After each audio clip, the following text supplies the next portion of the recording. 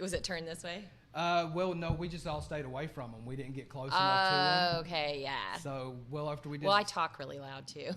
That's good though. Yeah, okay.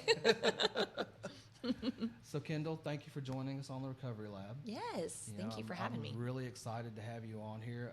I've been a big fan of your podcast. Thank you. I've been listening to it for about a year now, and the way that you approach seemingly complex concepts, and the way you approach psychological principles and concepts and things, especially I think one of your first episodes you started talking about the limbic system, and the way you explained it and the way stress triggers all these events in our memories in our life really caught me, the way that you really brought that on your podcast.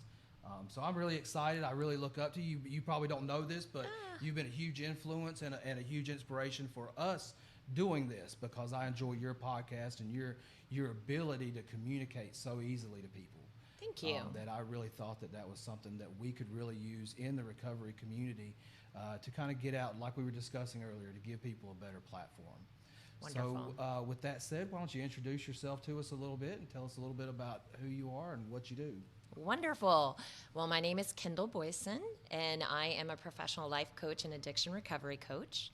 And I founded Encouragementology a couple of years ago, which is the practice of instilling hope. And today is National Encouragement Day. Yay! So how timely it is, and I'm just so blessed by that. And I'm excited to tell you why encouragementology, like how I stumbled upon that. But first of all, I created it as a practice because I wanted it to be intentional. Right. You know, so many times we say things and do things and we just drop them and go, and we don't really know where they land or how they impact someone.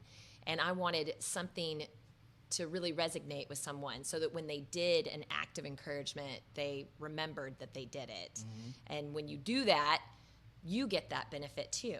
And if you're aware of what you're doing, then you're aware of the benefit that you get, and you'll want to repeat that pattern. Right. So I created that as a practice, and it just obviously it was given to me by God, and it came to me. I was just a willing vehicle. Right. You know? I know the feeling. That's kind of how I describe what I'm doing with my organization. I'm like, it's kind of my plans, but it's not really. I'm being led by something greater. That's right. You know, and it kind of puts things in line. So I really get what you're saying. That's awesome. I love that. You know, and at first I think, you know, a lot of times before I go into a situation, I'll say, out with me and with you, out with me. But then I thought about that. Now, I was chosen because I have a big mouth and virtually no fear. I think everybody likes me. So if you believe everybody likes you, then you can walk in and do anything. That is true. You know? That is a big boost. Yeah, you just go into any situation thinking everybody's going to love you. So why wouldn't you want to try it? But so I think we're partnering. Right. You know, God and I are partnering on this venture together, and to bring encouragement and hope and the power of connection to other people. So I'll just tell you how I started. I empty nested. I'm a mother of 3, and I've always been career oriented and very driven. I've done a lot of different things, mostly sales and marketing. Sounds like you've done a lot of things. I've heard you describe a lot of projects and stuff that you've worked on over the years. I've done a lot of things. I've both basically sales and marketing my whole life. And, you know, I empty nested, and I've always been a really positive person. And when I say that, like, I've been through a lot of trials and tribulations, but for whatever reason, I don't stay there. Right. You know, I'm a problem solver.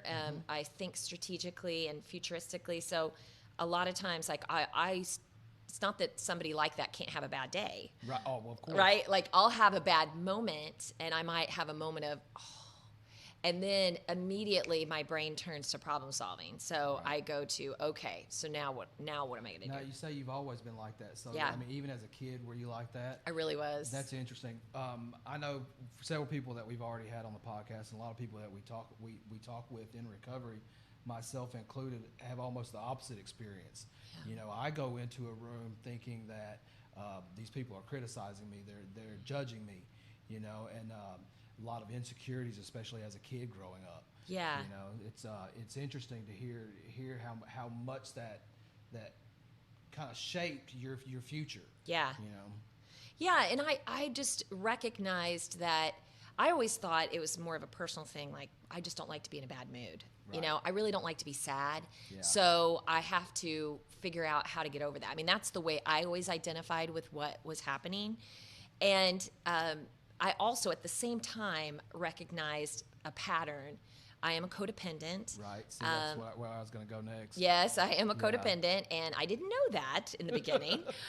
You know, most of us come to that a little bit later. But I was a people pleaser, which to me was a great thing, you know, because I always thought, well, I always care about people and I want them to like me. And so I didn't realize the negative side of that. And I remember going through a time where a therapist said, you really need to read the book Codependency No More. Oh, yeah. And I'm like, okay, sure. and I didn't read it. Yeah. And lots of trials 7 years later, I did read it, and I identified with it, and I even went to Codependence Anonymous for a couple of years, which really helped me get into support groups, and what I love about support groups. You know, as a codependent going to, and Codependence Anonymous is just like any 12-step, you know, it's handled the same way. Really? So for a codependent, you're looking for validation and reinforcement. So when you share and nobody says anything, and there's no feedback, you're like, please tell me I'm doing the right thing. Right.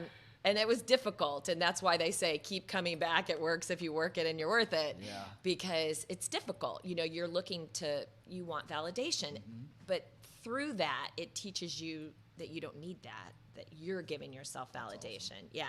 So it was a lot of that, so through that, doing understanding myself and my behaviors and codependency, I realized that I had been trying to fix people that didn't want to be fixed. Yeah. And I thought, okay, well, I'm not going to throw up my hands and say, well, I'm not going to do anything.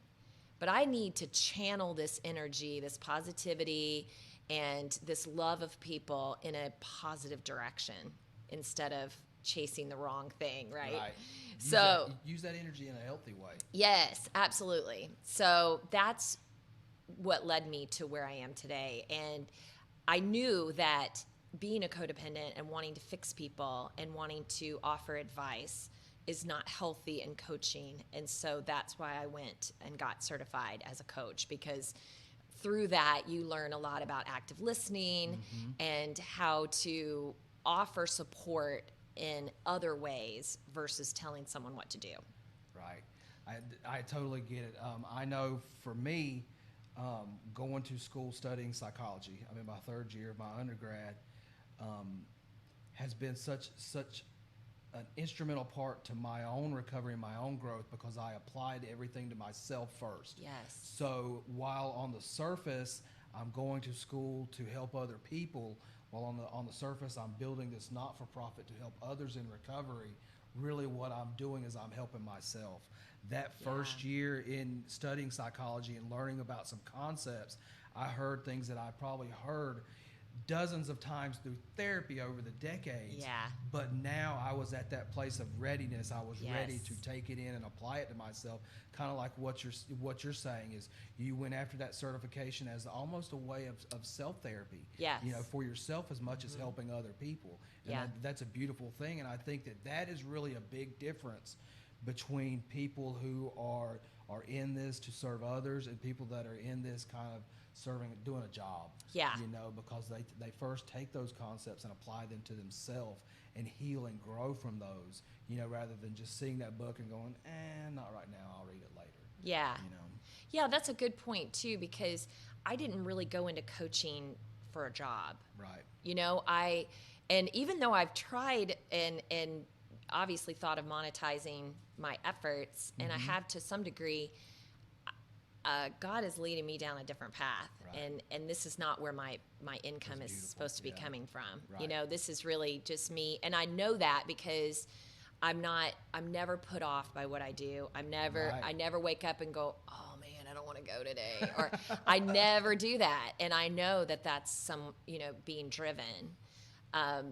So I love people, and I'm passionate about people. And in order for me to get to that place, I had to put myself first. And I tell a lot of the women in recovery this, like, well, first of all, even before this, when I got sober, 6-7 years ago, I decided to put myself first. Right.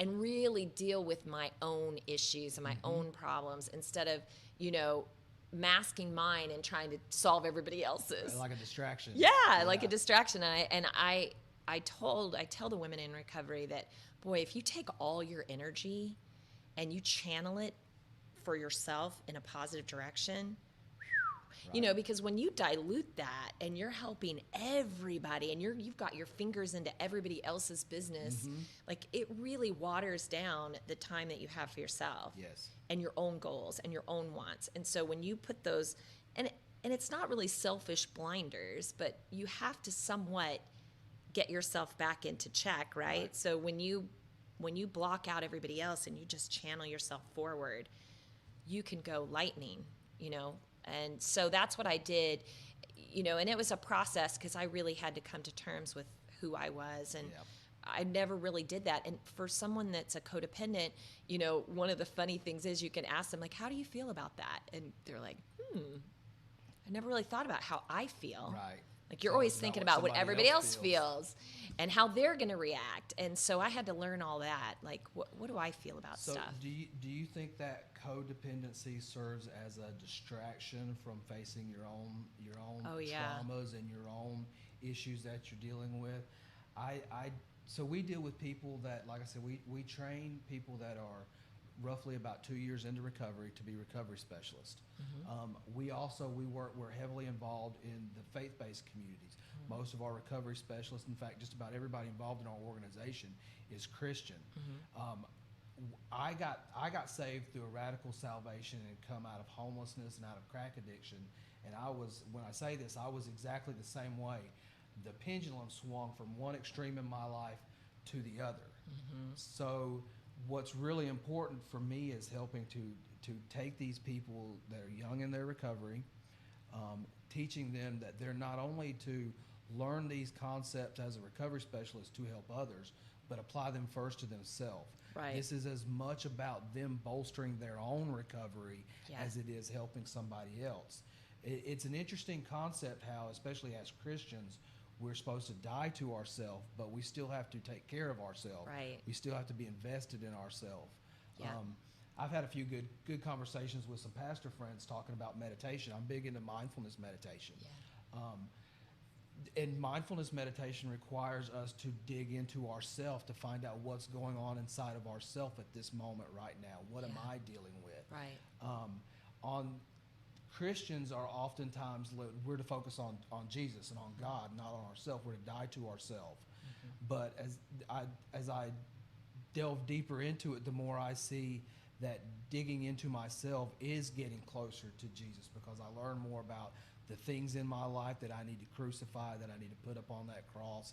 And I also learn how to get some of that rubbish out of my life to where I can channel him more in my life and get more of that spirit in my life. Yeah. But it starts with learning more about myself, and it's almost counterintuitive. Yeah. And I think that some people, when they first come into recovery, they want to run so hard after either their 12-step program or their church or spiritual principles, and it becomes a distraction.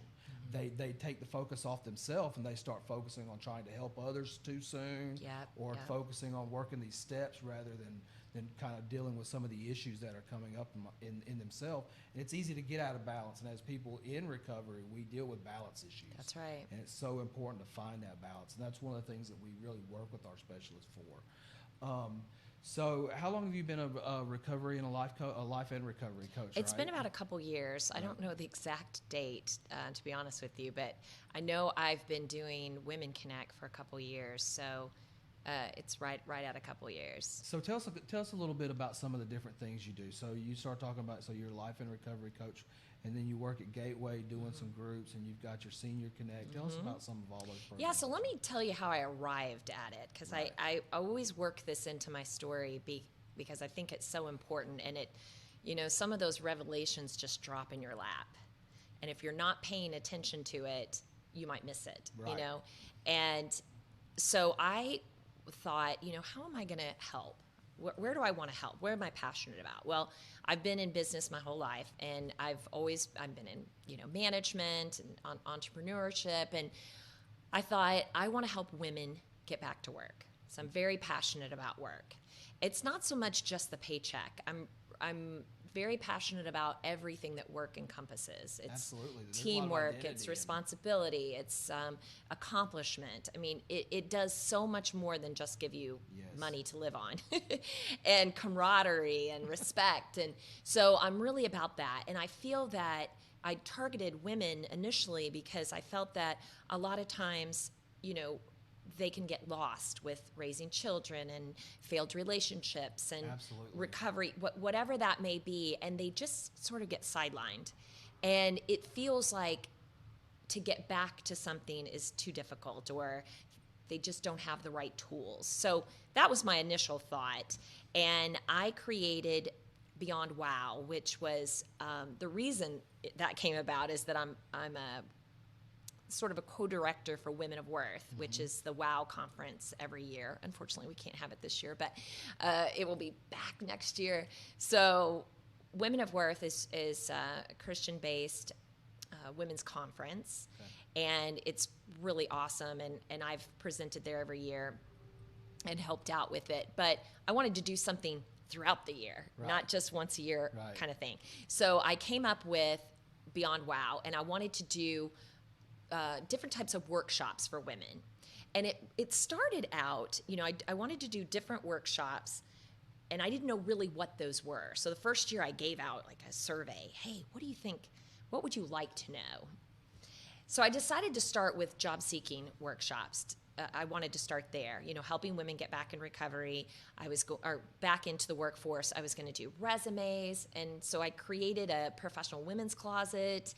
I created a whole day where we spent about 5 hours with the applicants. That's awesome.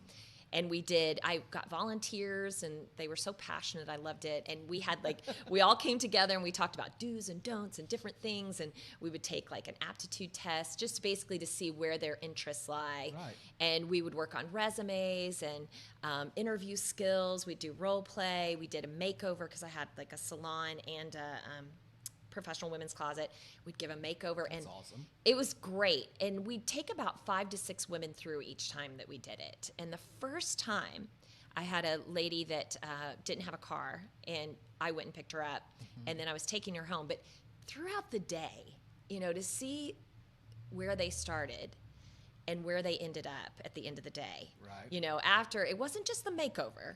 Now, that was kind of fun, but just to see their smiles, their level of confidence, and we just poured into them. That's amazing. And I was driving this lady home, and she got out of the car. We were, pretty exhausted from the day, and she turned to me before she got out, and she said, "Thank you for making me feel so good about myself today." Aw. And it hit me like a ton of bricks. And I called Kristen, my partner in that, and I said, "Oh my gosh, Kristen, it's not about resumes. It is not about interview skills. It's about encouragement." Right. It's encouragement. That's what we did that day. We poured into them and let them know somebody cared and that they could do it, anything, no matter what it is. And that changed my whole world. So Matt told me, "Hey, we need to, why don't you," he's so inspirational in everything that I do. So he said, "Hey, why don't you get the women together and see what else they want to do? Just get them together." So I had a Beyond Wow get together, and I called it Women Connect. Right. So I brought them all together, and we played a little, icebreaker, and then we just started talking. And what I found is they just wanted to be together.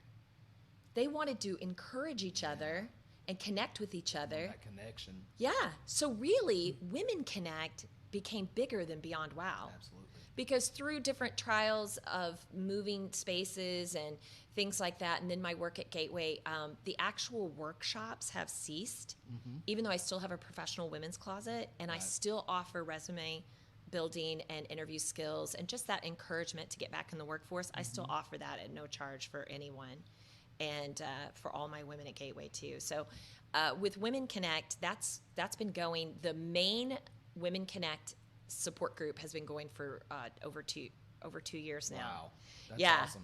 And it is, I mean, it just warms my heart. We had to close our facility because of COVID. We've met at a pavilion all summer outside.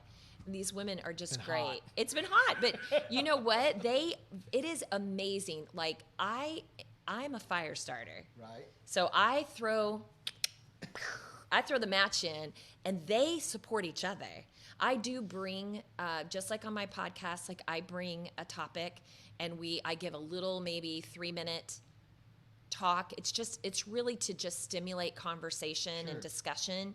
And we typically hold it like a support group where there's no crosstalk, but now I've relax that a little bit, because typically with crosstalk you want to do that because you want it to be supportive and uplifting and encouraging. You don't want anyone to do anything that could be the other. Right. Well, this group is not going to do that. Right. So they're nothing but encouraging. That's awesome. Why not? And we've done retreats. It's important to stay flexible in your vision with what you want to do.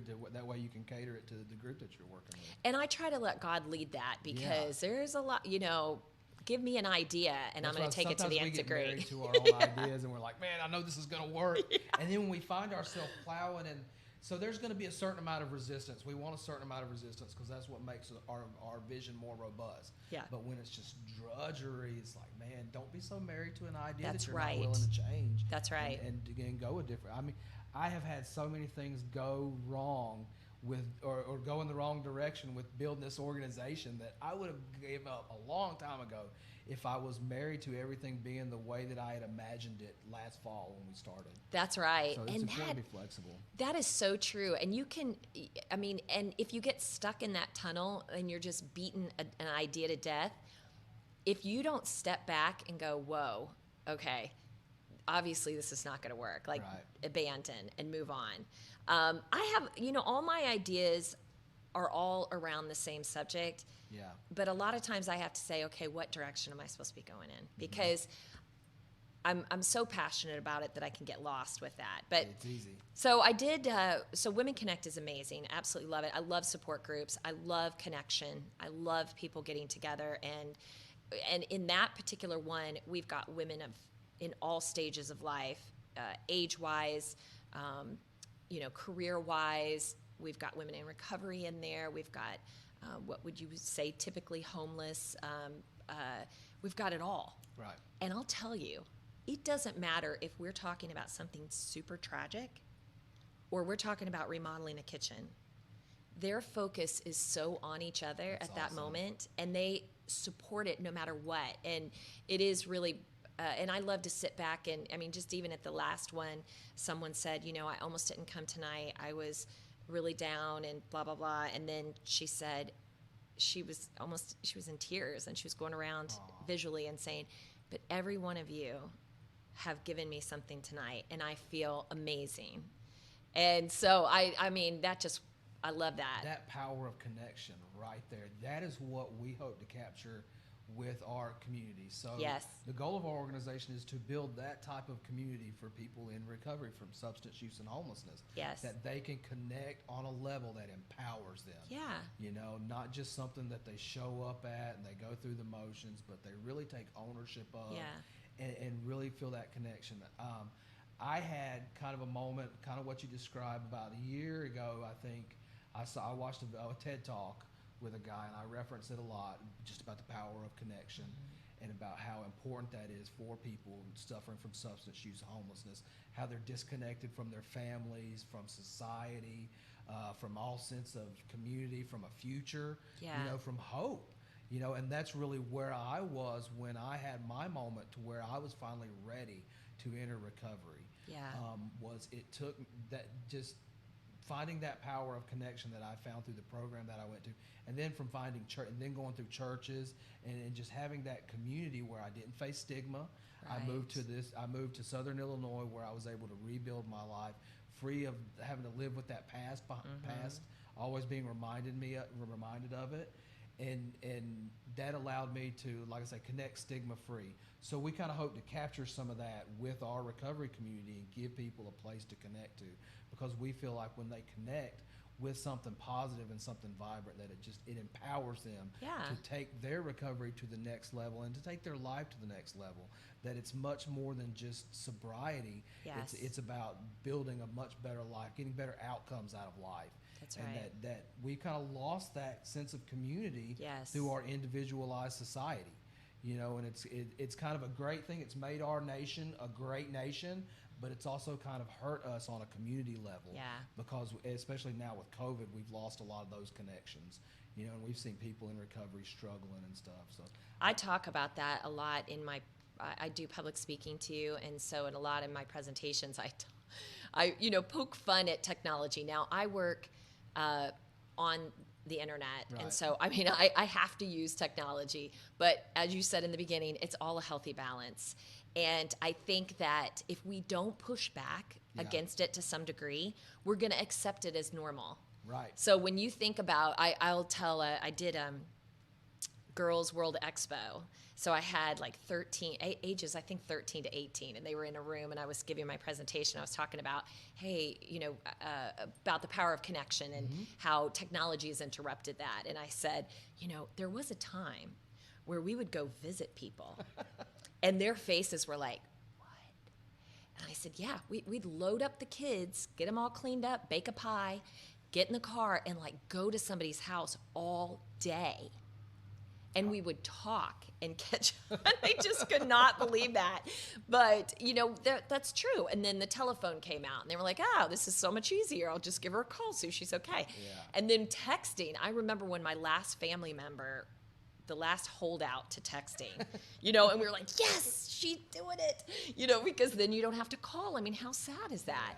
Yeah. Then we got social media, and now you can just barely check in with somebody. And now we're accepting the sad face emoji as like a sign of sympathy. No kidding, right? You used to go say, hey, while you take some time off, let me grab the kids, let me do your laundry. Now we leave a sad face, and we think that's okay. And I make fun of it because I want people to laugh and be like, yeah, that is stupid. That's silly. Yeah. We need to be better than that. And so I want that to be about connection, and we need each other. We need each other. We, back in the day, and I say way back in the day, like prehistoric probably, but we needed people as a buddy system. Yes. Because it was important not to go out and hunt on your own and get killed, and there's no texting the tribe and saying, hey, I'm not going to be back. I'm down on Melrose Street. Yeah. But then, now we don't need each other for those same kinds of threats, but we need them for psychological reasons. Yes. Like, you need to be connected, and you need to care about someone, and you need to care. It has to be that two-way street. So I started Gateway. I reached out to them and said, I really would like to work with you guys. And of course, everything I do is volunteer, so it's on a volunteer basis. Right. But they were really interested in my program because they have a lot of recovery, tactical stuff, but they don't have empowerment. Right. And so for women in recovery, there's a lot of toxic relationships and a lot of codependency, a lot of over-pleasing, and they really needed to work on their core and self-love and self-respect. And so that's what I do Women Connect at Gateway. I've done that for over a year, and I love it. Absolutely love it. And I walk in there, and again, it's a 30-day recovery. So when I first started, I was only going every 2 weeks because that's just the way it worked out. And I thought, man, I only see these women twice. I know, right? And I've got to develop relationship and rapport very quickly so they trust me and we can openly talk. And so when I first started, I thought, I'm walking in here blind. I don't know anybody. I don't know their story. I don't know their history. But I'll tell you, I walked in empowered.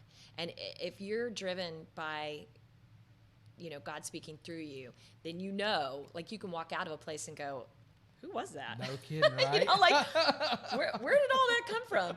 But and it works. And my one big challenge there, and I say this because I'd like to help someone else that might be challenged by this. At first, I'm very empathetic, and I thought that I might be too, where I would start absorbing their problems and feelings, and then I would take that home with me, because there is some tragic stories, as you know, and and they're still in the throes. I mean, just because, some of them I see on day one, they're deeply in the throes, and with the relapse rate so high, they're really in the throes. So, but I prayed about that because I wanted to do this work and not feel that. And I don't. I literally don't. I can hear the most tragic stories. I feel for them. I'm right there with them, holding their hand. I'm right there. But when I walk to my car, I feel light and airy and relieved. And I lift it up. At the end, we pray. I lift it up. And then, I think that's so important to do for our own mental health. It is, and that's something that how would you recommend? So, like I said, we work with in particular, most of our staff are female, but we work with people young in recovery. What could we do to help bolster them into being able to compartmentalize things like that? Or because they're very empathetic. And a lot of these women will spend every time that they have, and they will fall over themselves trying to help somebody else. But what I've tried to tell them is that you've got to have a point where you just kind of cut that off. Yep. Not that you cut that connection off, but that you just say, I've done what I can do for right now. That's right. And then you have to wait for the next opportunity. I think that's where being led by the Spirit gives us such an extra tool that a lot of people don't have. Right. Because we have that discernment. Yeah. And we're looking at spiritual matters also, rather than being just confined to 2 or 3 aspects of the person. Exactly. We're sensitive to that spiritual aspect too. I lost my train of thought. Sorry. Well, I want to answer that question because I think that's a good question. Oh, yeah, I even talked to the director that is my contact, and I was telling her about it, and she said, oh my gosh, you need to work with my staff because they can't let it go. And I said, well, to be honest with you, now I go once a week, and I have been online through COVID, and now Monday I get to go back in person. So I'm excited because you got to have that energy. I mean, I can do Zoom meetings all day long. You too, yeah. Yeah, but I need that energy. I need them to feel my warmth while I'm there. But I was telling her that, and I said, to be honest, I come once a week, and your staff is here all day long. So I can see how they might be a little more taxed than I am. But I'll tell you something to tell your trainers. Well, that's important too, is the switch up. Yeah. Like you said, you bring a different approach to it, and you bring some new information, a different personality that they're not all around. That's right. Because they get tired of being around those clinicians all the time and the staff all the time. You hear what they have to say. To have somebody else come in and give, especially somebody with a really positive message, a really encouraging message. I mean, it really helps bolster even their recovery. It's a good thing that they're doing that. I absolutely love it. But I would say for your people, and this is coming from a person with codependency, I am not trying to fix them. Right. And that's what your people need to get to in their head. I'm not fixing them. And do you can remember back in school, not your current school, back in high school, grade school, whatever. And you have that. Flannel. Yeah. Something someone said to you, you remember. Oh, yeah. You remember that. I remember my 6th grade teacher saying, God loves you, even if nobody else does. It was like a joke, but now you couldn't say that in schools. But he said that. But, I'm trying to place a seed. Absolutely. And I'm hoping, and I tell them that a lot of times. I'll say, I'm not here to fix you. Right. I'm going to encourage you. I'm going to hopefully give you a different perspective, another way to think about it. It may not resonate right now, but down the road, it might snap, and you might say, ready. oh, yeah, I remember that one thing she said that was so important. So if your staff knows that that's all you're doing, I'm just loving on them. Right. I'm loving on them. I don't know their past. They haven't hurt me. I'm not jaded, by anything that they've done. So I'm loving them where they are today. Absolutely. And I'm giving them hope for the future and an encouraging word, and I feel good about that. And I think that that's a biblical approach to it also. You know, I mean, we see that in Scripture where it talks about some plant, some water, you know, only God Right. gives the increase. You know, and that's kind of what I talked to them about. We do our part when that opportunity's there, and then we Right. have to let other people have their opportunities to sow into somebody else's life too. We can't be there for everything, and all you can do is your part. You can't control somebody else. You can't. I think that, you know, you kind of perked up a couple of times when we mentioned being ready for change. So many people, I think, get caught up in a person has to want to change. And having that desire to change is important. Yes. You know, but getting a person to where they're ready to make that change is such a difference.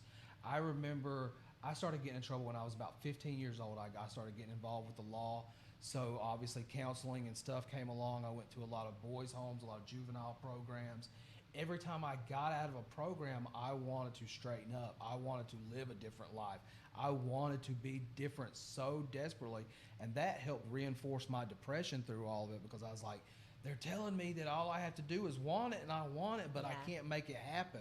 But I wasn't to a place of being ready. Yeah. You know, and I'm really been working over the last couple of weeks to change some of our conversations around recovery, from talking about they have to want it, you know, or they have to be willing to know. Let's help them get ready for it. Yeah. Because if we can change some things around them, empower them with some encouragement, Yeah. with some other skills, with some positive momentum in their life, where they're not having to worry about where they're going to sleep, where they're going to get their clothes from, or if they're going to have a job next week. You know, if we can get them past some of those issues, then they can start thinking about being ready for recovery and building a better life. Yeah, and I don't know what that exact recipe is. I don't really know that don't. There's one for one specific recipe for everybody. Yeah. Substance use, well, really any issues that we face are so unique. We're such unique individuals. That's right. That everything that we face and the recovery from those issues that we face is all personal. It's Yeah. all individualized, and we have to be sensitive to it. And I think that that's where some professionals, after decades in the field, fall down on a little bit, being aware of the individualism, Yeah. and the uniqueness of different people's pathway to substance use and their pathway away from it. Yeah. And I think, you know, I was asked at Girls World Expo by, I guess, the director, you know, if you could go back and tell, you know, because since you work with women in recovery, if you could go back to those impressionable days, what would you really focus on? And I would focus on self-love and self-acceptance, because, you know, I showed these pictures of, I gave statistics to the girls that were sitting there about how many women don't like themselves, and how many girls in high school would change everything about themselves. And it was pretty daunting. It was up in the 90 percentile of girls in high school that aren't happy with their body and don't like the way they look and feel pressure to change and all this stuff. So I gave them all these statistics, and then I showed this slide of all these girls, like, you know, doing these little, and really cute girls with all the filters and everything. And I said, I guess these are the 3% of confident women. And they're like, yeah, they must be.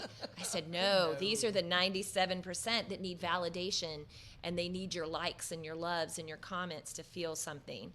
And so I would really work on that, because I think that the women that I work with, a lot of their issues have come about because they've been trying to please someone, and they've been trying to get love, and they've been trying to get attention, and they've fallen in the wrong groups because of that, and fallen into the wrong behavior and patterns. And so if we could change that and let them see that there is so much more out there, you know, that's what I try to do, is just get them to recognize that they have the power, even when you feel powerless. And all of my talks are about that, of activating your power of positivity and activating your power to do something. I mean, you can use that in so many different ways.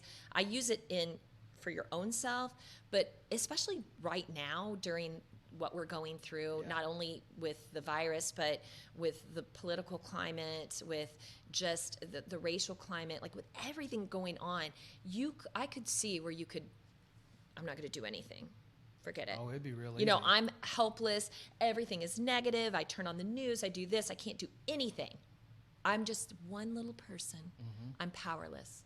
And I say, no, that's not true. That's right. You can touch the person sitting right next to you, and you can make their trajectory look totally different by the words that you say to them and the love that you give them. And so and you know, Mother Teresa said, I can't fix the world, but I can start a positive ripple. And I talk a lot about that ripple, because when you wake up in the morning, you've got a choice of how you're going to attack your day.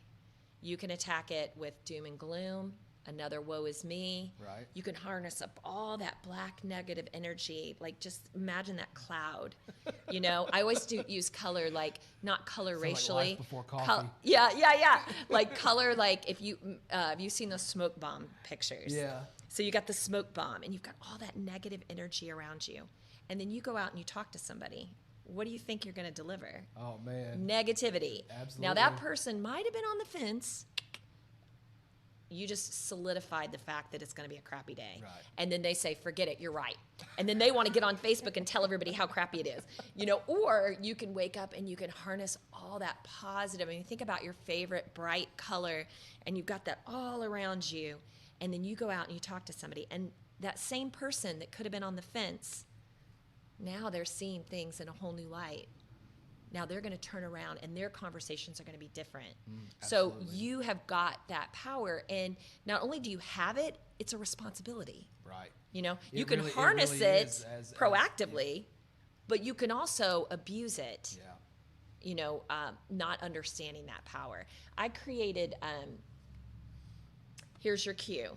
So I trademarked this, and I trademarked encouragementology, but this is yet to like really take off. But Yeah, I don't think I haven't I've really seen pushed that. it. Yeah, so here's your cue. Hashtag here's your cue. Here's your cue stands for connect, understand, and encourage. Right on. So I wanted this to be a practical application for someone. And I've delivered this speech to young children, not young children, high schoolers, getting ready to go back to school. And the idea of looking at someone and noticing them and understanding, which understanding is just about listening, you know, being able to listen to someone and then encourage them. And that's by just saying, hey, I see you, I hear you. You know, there's a group, I want to say I'm not going to give the name because I can't remember the name, but it's like Sidewalk Talk or something like that. And I hate that I can't think about it right this second. But there's a group, and you can actually become it's a national group. Right. It started out at one location, but they have all these volunteers, and you can start a program in your area. And what they do is they go out and they talk to the homeless. Right. And I always talk about these in my talks, like they take 2 bag chairs and they go out and they find homeless people to talk to. Now, why do you think they take bag chairs? Well, one reason is they're both sitting at the same level. Right. Okay, it's not somebody on the ground and somebody standing up, or they get to this, one comes up, I think one that's comes so, down. That's so important. Isn't like you that say, so important? Being on that level. Yeah. And then they listen. They just listen. That's all they do. Right. They don't offer anything, but they're listening, and that's an act of encouragement, and that's an act of kindness. So many people haven't been heard. You have a mic, I have a mic. We talk all the time. But imagine the people that no one ever listens. It's not so much.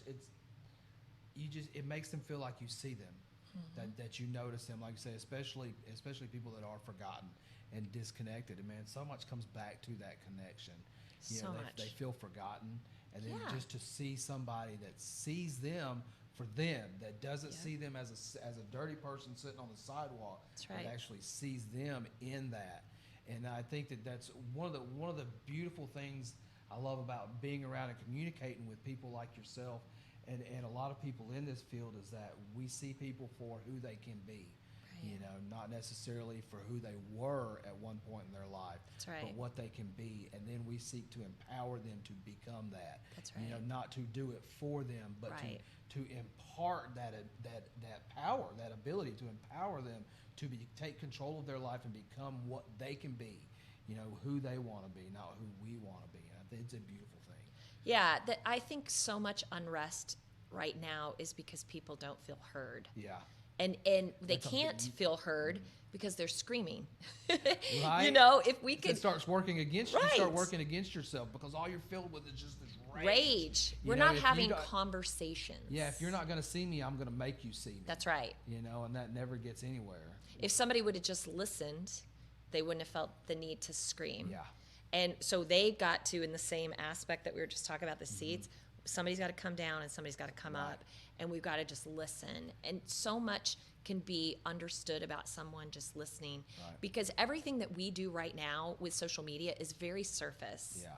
It's what you want people to know. It's all about the weather. Well, I think we're in the dark ages of even the internet, but especially social media. I think we're in the dark ages. I mean, you think it's only been around for what? Social media has only been around, what, 10 years now? Yeah. 12 years? I can't remember when MySpace started. Yeah. Or, Yeah. remember MySpace? Yeah. Yeah. When was the last time you went to your MySpace page? I don't even know how to wonder get if they're there. even still out there. I know that I think they sold like half of the data or something to somebody Oh, or something yikes. weird like that. Yeah. But even I've heard some people talk about this too. Even with spoken language, we have only been communicating for about with spoken language about 40,000 years, and we still mess it up. Yeah. You know, social media, Intent. the internet's only been around 25 years. We're still in the beginning stages of all of this stuff, and we're going to get better at it. But man, that's, you know, in the dark ages were some rough times for the people living in the communities. You know, Yeah. we were those people that got slashed as soon as raiders come into town. Yeah. You know, but I think we're going to get somewhere. I think that it's got a lot of potential, and I think we're going to get better at it because people like yourself and like myself are intentional with how we use it. Yeah. We put thought into the message we're trying to give out rather than just banging on the keyboard for a few minutes to get some emotion out. Yeah. We're concerned about how our words are going to be accepted. You know, what are our words going to, the impact they're going to have on people. You know, and Right. we recognize the influence that we hold, you know, not to manipulate people, but to encourage them. And back to Yes. that word empowerment again. Yeah. And I think that, but for right now it's rough. Yeah. And everybody says, you know, oh, back in, you know, when it was great, like we think about the 50s and we just think about, you know, the lady at home frying the chicken, waiting Right. for the kids to get Oh, home, you man, know. why'd you have to go there with the fried chicken? Right, I know. But like we think about that, but you know, they had their own trials. They had their own troubles. And so they probably thought the people of the 30s had it better. And you know, everybody always thought they had it better. But I do believe that with the communication being at an infancy stage, as you're saying, Yeah. we need to be aware of what we're doing. We have a lot of need for shiny and new and convenient. And when we do that, we're abandoning things that really worked. We're like fixing things that weren't broken. Right. And we've got to be very careful with that because it is changing the way that we respond to people. Yeah. It's changing the way we communicate with people. And I don't believe, and this is just my personal opinion, but I don't believe it's in a positive way that we're making those changes. So, you know, we can't give up communication and connection for convenience and isolation. Absolutely. So that brought me to Senior Connect. Right. So I, before the shutdown, I started really targeting the senior population because I felt that they could benefit from support groups. Absolutely, yeah. So I developed Senior Connect, which is a common thread community. It's just bringing men and women together. You know, when you had a job and you were working with your children and you were out in the public and you had more of a voice. And what I find with people in retirement and in their elderly age, you know, life, they don't have that same outlet. People aren't listening. Well, they're often forgotten about. They're forgotten about. Pushed They're to the side, yeah. just a lot like a lot of other people. Yeah, and they just don't have the same types of connections. They've lost a lot of people in their lives. They don't have the same respect or platform from work. And I felt like they could benefit from that. So I created Senior Connect, and I also created, it was a little bit differently because it is co-ed, And then I also created a workbook companion for it because I wanted them to journal. So my dad was in a VA nursing home, and his first roommate was actually, I think Dave just turned 100 or 101. Yeah, it's pretty awesome. But Dave was very, very spry. Great communicator. Couldn't hear really well, but good communicator. But if you were with Dave longer than 5 minutes, you saw that he was on a loop. Right. So the same things kept coming up. And he said to me one night, I wish I would have written more things down so I had more memories to recall. So that hit me because we have no idea what our cognitive ability is going to be in our later years. I mean, you just really don't know. And think about all these wonderful little juicy memories that you could, feed yourself later in life. So that's why I put the companion workbook with Senior Connect so that we could, we have a topic just like we do with all my other stuff. We have a topic, and then at the end there's a writing exercise and a journaling exercise. So they get to dig a little bit deeper. And what they're also doing by doing this is they're working through any challenges, but they're also creating happy memories that they might have forgotten. And happy memories are great to recall. Absolutely. To help us. They're good for our mental health. That's right. So that was working. I thought I was going to sell this worldwide, obviously, because I can't be everywhere, right? So I was leading groups, but I wanted other people to lead groups. And I felt like if I gave them the curriculum and everything, they could do it themselves. And it was just getting started. And then COVID hit. But, even in that, God said, that's not how you're going to make your money. Right. So it's not, you're not supposed to monetize it. Just keep giving it. So I still have a senior group. It's very small. We lost a member, but it as soon as we can, they were my core group, and so they will go to Turley Park and meet me. They'll go to we meet in Kroger right now with our masks, but eventually we'll grow that group again because I think Kroger it's so in needed. Carbondale? Yeah. Don't they have a great buffet over there? Well, we're actually in the little Starbucks side. Yeah. So we're just sitting back there. I mean, we kind of ran out of everywhere else, but we just had our 1 year anniversary for that. And I had them go through and just talk about what has this group meant to you? Man, I wish you didn't live so far away. Our community up here could benefit from so much of this. I absolutely love groups. It's been my favorite thing to do. I'm also a manager of WDBX, so I started my podcast there. Over a year ago. So you've been doing your podcast for a year? Yeah, I'm just getting ready to get 100 episodes. So that's interesting. So I probably caught on as you were probably pretty new when I started watching it or listening to it, and man, you have done such a great job with that. I mean, from the first episode I listened to, I was like, some of the information you were giving was hands down better than some of the stuff I get from my Big Ten education. Let me tell you, and for anybody listening, it is not all me. Yeah. So it is all me who develops it, but I come up with the topics, and then I do research and curate. You do it. I can tell you do some good research. I research and curate other experts to incorporate and just give them a voice. And basically, I'm just giving out their information, but I weave it in with mine so that it's not just Kendall for an hour, okay? And so I do it on WDBX, and then and that's an hour show.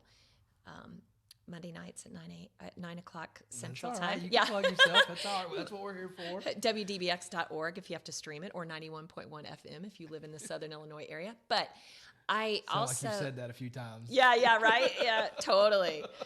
But then I wanted to podcast it, obviously. So I take it and I pull out any of the underwriting and things like that, and I get it down to about 37 minutes, something around there. And then I podcast it out on encouragementology.com, and then it's everywhere. It's like iTunes, Podbean. It's on our Facebook page. Yes. And our website. iHeartRadio, Google Play, all of those. YouTube, it's on those too. So, and then I have tried to encourage in not just women, but anybody that I knew. They probably gotten tired of me talking about it, to be honest with you. But especially my wife, because I tell you, I mean, it is such a great show, and some of the things that you delve into and you approach from such a easy to understand way. Yeah. I mean, that is one of the things that's really refreshing about it, and that I've really enjoyed. I like it to be conversational. I mean, I don't have guests on there just because it's difficult to plan that. Like, you're doing a good job, my gosh, isn't man, it? I'll tell you, the guest, which Cameron does a lot of work with the editing. Yeah. But managing the guest it has been the hardest part. Yeah. Getting people to stick to a schedule Yeah. or to show up. Our first time we recorded, we were supposed to record 3 shows. I had one guy show up and he wasn't any of the guests. Oh, he no. was like a buddy. I was like, man, we're floundering, bud. Can you show up? And that was our first episode. Oh, but wow. We got going. Yeah. So. Yeah, I've had a few guests, but just logistically it's difficult. Yeah, especially where we live at, because anywhere it's a 30, 45-minute drive or an hour drive. And then if you want to bring in really good information, you kind of have to get outside of our area for some stuff. Yeah. So that's even more logistical. And if I'm going to do it live, I'm 9 o'clock on Monday night. Oh, man. Most people don't want to do that. But so I try to keep it, pretty condensed and conversational and funny and, lighthearted, because life is difficult and these are positive alternatives to life's little challenges. That's my tagline for that. And I love it. And I would say, if anybody, just advice for anybody that is wanting to do something like that, I think, I don't know if I can say success, that I've had I haven't monetized my podcast. Yeah, I like it. I really haven't pushed it, to be honest with you. And that's kind of the next step, is that I need to, and not for a monetary reason. I would like it to get, I've got 97 episodes. I would pay for your podcast. Well, thank you. But I would like to get it out to more people. I'm a nerd like that, though. But man, I'm telling you, it's really phenomenal. Thank you. Really but I would tell anybody, be consistent. Yes. So I came up with a very regimented schedule for doing the whole process. So I get my social media graphics ready to go on Wednesday. You do those yourself? I do those myself. I post on Thursday, and then I schedule for Monday. So I post here's what's coming on Thursday, always at 4:00, right. And then here's what's on tonight on Mondays at 4. And then I, Tuesday mornings after it airs, I just have I get it, I edit it, I post it, I send it out on all my social media, and then I also send it out through MailChimp to an email list. So I just say be consistent, because you can't expect to grow followers if you're haphazardly putting things out. Like, if you're going to say, I'm making a commitment to do this, just stick with that. Right. And I think consistency is a key. That's what a lot of people have recommended with me. Just getting started is the biggest hurdle, is what they say. A lot of people, a lot of podcasts die. 90%, I think, is what they say, die in the planning stages. Yeah. So yeah, it's a great idea. And I love that you're going into this. I really wanted to talk about this, but I've had several people approach me, that about wanting to do a podcast, and I've encouraged all of them that it's so easily and it's so accessible right now, and it's empowering on a personal level for people to feel like they're heard. Yeah. Even if nobody out there listens. Now, I don't encourage people to listen to read their comments or anything like that. But when you're a small level like we are, nobody's really criticizing you or posting. No, and how can you? Really, if you see a negative comment on something encouraging. Yeah. You really think more about the person leaving the message. Yeah, I feel so sorry for them. But I would definitely say, if anybody out there is wanting to attempt something like that, there's so much that you could do at home. Mike has an awesome setup here. You don't have to have a really fancy setup. You can do something. I use, a free program with a, Snowball Yeti at home, and that's it. But WDBX does have a community podcast studio. So if you'd like more information on that, you can go to WDBX.org, and you can schedule to use our. Now, is that free to the community? That is free to the community. Awesome. Yep. You just have to get with our trainer or the person that's over it, and so that they can walk you through how to do it, and then we just go through that. And I would say. Do you guys have a lot of people taking advantage of that? Not right now because of COVID, but we were just getting started to launch it, and we had a few going. I would say also content. Like, you can always change your format. Like, you can make slight changes, but you don't want to radically change. So go into it with understanding what your format. What are you trying to say? Right. What do you want people to walk away with? Is important, because we all have a lot to say, but and I'm sure everything is very important and relevant to someone.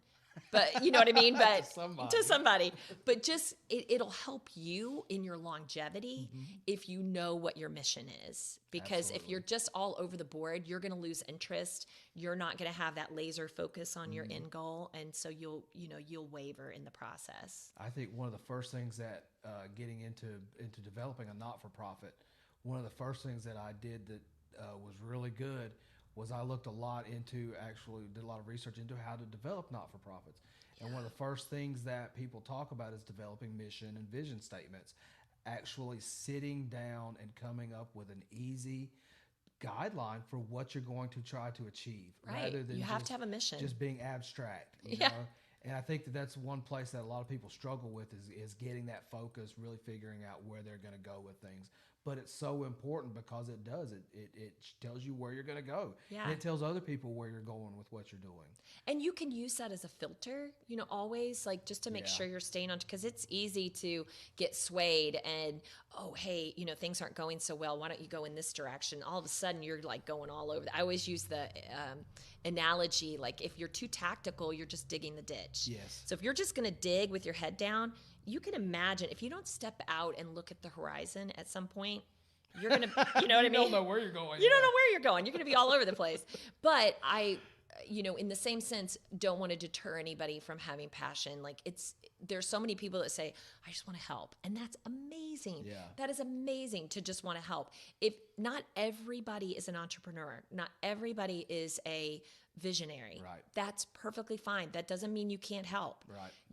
You can jump into your organization, you can jump in and volunteer. And I would say, if you just have that passion to give back, volunteer first. Yes. Because then you're going to see where your purpose. Right. It'll start emerging, bubbling up. Absolutely. I got to speak to a class at SIU a couple weeks ago, virtually, of course, but talking about building not-for-profits. It was a class on they were kind of working on a community engagement project where they were working on a not-for-profit, and that's what I got to talk to them about was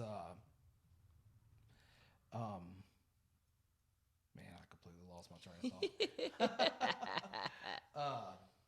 Just having passion and jumping in and volunteering. Oh yeah, about not reinventing the wheel. A lot of people told me that early on. They said, look around your community, gauge the needs in your community. There's no need to reinvent the wheel. Right. Well, for a lot of us, the reason why we get involved is because we see gaps in services. So there might not necessarily be a need to reinvent the wheel. They might need just a little bit re-engineering. Right. But some people, like you say, might not be that entrepreneurial spirit, or they might be more of a helping kind of a person. So for them, it might be better to find another organization to get involved with and volunteer with, rather than just going out and trying to plod your own path and stuff like that. Because it's not easy, it's not easy at all. It's not easy. They don't make it. You don't just have a good idea and you want to give back, and then they make it super it takes easy for you. Perseverance. It's not difficult, but you have to be in it for the long haul. Yeah. Because there's so much paperwork and then steps that you take and then people not doing what they're saying. It gets crazy with things that you have to be committed to it. But like you say, some people, what I found in our community, so our organization kind of got a start last fall through organizing a dinner for homeless people in our community. As I got out and I tried to drum up support and volunteers for this, what I found was there was a plethora of people in our community that wanted to do something, that wanted to help, that were willing to commit resources or willing to commit time, but they didn't know what to do. That's right. They didn't have that leadership, So there are people out there that are leaders, and then there are people out there that are helpers. Yeah. So find your niche, find your place, and not necessarily reinvent the wheel, but if you see that that there's more that can be done, don't get in an organization and then destabilize the organization because you're not happy with the way things are doing. Right. Then go out and re-engineer the wheel a little bit. Do things your way. Yeah. And that's one of the things that I've really enjoyed. I found a great need for what we do. Yeah. There were a lot of gaps in services living in a rural area. So there was no re-engineering or reinventing. We're making a wheel from the get-go. That's right. But that's been neat. It's had its own challenges, but it's also been neat at the same time. Yeah. I think that you get so much from volunteering. again, not just Absolutely. not just a paycheck from work. Volunteering is not just checking a box, but what you're doing is first of all, you're reaching people in other volunteers. So you're building a community and a connection base of other people that care. Right. So immediately you have something in common. So if you're lonely or isolated and you're thinking, what can I do to meet people? Because it's not always easy. No, it's I'm not. very extroverted. So Especially for when me, we get older, I think it gets more difficult. It's to more meet new people difficult as we get older. Like, where do you go? What do you do?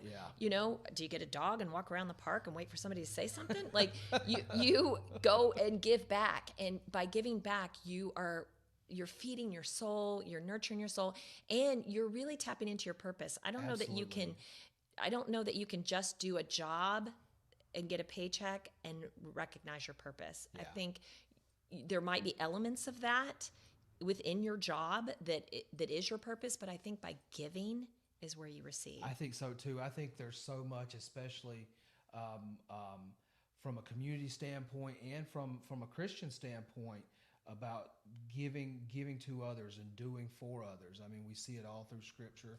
We see it all through the way we work as people. When we get outside of ourselves, when we help other people, when we do things for others, we grow as people. We learn more about ourselves. Yes. We die to ourselves a little bit, and we open ourselves up to others. Yeah. And it creates positive change in ourselves, and it creates that ripple. Yes. And that ripple starts to spread out, and it's a positive ripple rather than a negative ripple. That's right. And if you think, going back to what you said about die to yourself, when I think about that, there's so many that take things literally, and that might say, like, empty out all of you and don't be the same person. But you are unique and you have special gifts. Even if you're not using them in a special way right now, you do have them. And by connecting with people that are positive and are uplifting and encouraging, those will start showing themselves, right? And you can start utilizing those. So you want to be filled with the Spirit, but you also want to take your gifts and just activate those. Absolutely. And you've got to be, I remember being in a darker place for a moment, because I don't stay there long, but and then running into turn the light on. Yeah. Then I turned the light on. I got placed into a fold of people that were nurturing, loving, and mentoring, and it was definitely divine. There's no other way that it came about, and they help pull you forward. Absolutely. There are so many people. Misery loves company, and that's not just cliche. It is true. It is true. And there are people that are can manipulate you for their own reasons, and that is whether it's to hold you back or keep you stagnant. And if you break through from that and you find people that are ahead of you that want to pull you forward, that's the type of people that you need to, speaking into you and lifting you up. Absolutely. Those are the type of people that sow that empowerment in your life. I know with 12-step programs, they end on the 12th step, which is carrying that message of hope to those that are still struggling. Yes. In our organization, we're a peer-based organization. We attempt to draw people in long-term recovery and empower them to do that 12th step, to take that message to others. Yeah. And it just builds on so much of what we talked about today is centered around that connection. Yes. And just that encouragement and the power of hope in people's lives. And I think that's what drives me. That's what is much more important to me than money. Yeah. I have another job that I do. Right, me too. And that kind of pays the bills, but this kind of feeds my soul. It feeds my spirit, and through that, I get better. I get stronger in my recovery. I become a better person, and so teaching other people how to do that, to me, that's where I coached softball for 10 years, learning how to empower young women to be leaders in the world. And I bring that coaching mentality to what I do, to where I still feel like I'm coaching people in recovery to be able to take what their experiences are and utilize that to help other people, and then help turn those around and empower them to do the same thing. Yes. And hopefully, like you mentioned earlier, that ripple just kind of spreads out. Just spreads out. Then it's like a Grateful Dead song, and it just goes on for hours. Yeah, absolutely. Well, Kendall, I really appreciate your time today. You got anything else any more programs or anything that you want to discuss? I just am going to keep doing what I'm doing. I right now COVID is put a little damper on things, but I'm just learning and growing during this time, taking this time to learn more and grow more, and finding new avenues to reach out to other people. So I think that'll all. So what do you manifest. see? What do you see the future of encouragementology? Ooh, well, I'm gonna have a book coming out. Oh, that's awesome. Yes. So hold on, not to get off track, but so you went to school for marketing, or did you? Marketing, well, yeah, sales and marketing is what I do. So just business. Is that where you gain the skills to develop all of the? I mean, you're writing books, you're developing programs. Yeah. You're doing what people. I mean, you're doing some pretty amazing things. Thank you. And how did you feel like you learned how to do all that? I mean, Well, I was in web marketing for a number of years, and before that, I sold software, web development software to school districts. So I had a technology background because of that, right, and social media background because the web marketing. So I've had all that, and I just try things. I just try it, and I figure out, that is the power of the internet, is you can ask it anything and get an answer. So I just researched about writing a book, and I knew I developed so much content for what I do that I'm thinking, why doesn't me try to find another way to get this to people? I feel bad with people when they give me their emails and I'm like, I'll send you some information. And then I flood them with like 20 different documents that I've spent, like weeks writing or whatever. Because like you say, I develop a ton of material, yes. and all of that stuff gets refined later on. Yeah. But in the process, you're like, man, I got a great idea. Yeah. This is awesome. Yeah. So I just thought I needed to, take the content I already had and try to get it to more people is really the goal with the book. And so I can see more of that. I'd love the podcast to go national at some point, which would be awesome. I have been picked up by a lot of other radio stations that awesome. Play encouragementology. So that's amazing. good. And then I run into people that will say, hey, do you do encouragementology? I've listened to you. And I mean, you just don't know where you run into it. You think you're behind your mic thinking that nobody's listening, but really there are people, and it has helped people. So that gives me such joy that it's been able to be. So wherever I can take that message and push it further, I'm going to do. That's awesome. Well, we wish you the best luck with everything that you do. Thank you so much. And you too. I'm a huge fan of everything you guys are doing. I'm ready to support you at a moment's notice. Thanks, man. We really appreciate it. Thank you for, like I said, just thank you for everything that you do. I know your podcast has been a big inspiration to me, but just I'm looking forward to if you do write a book. I think that would be great. Awesome. But thank you.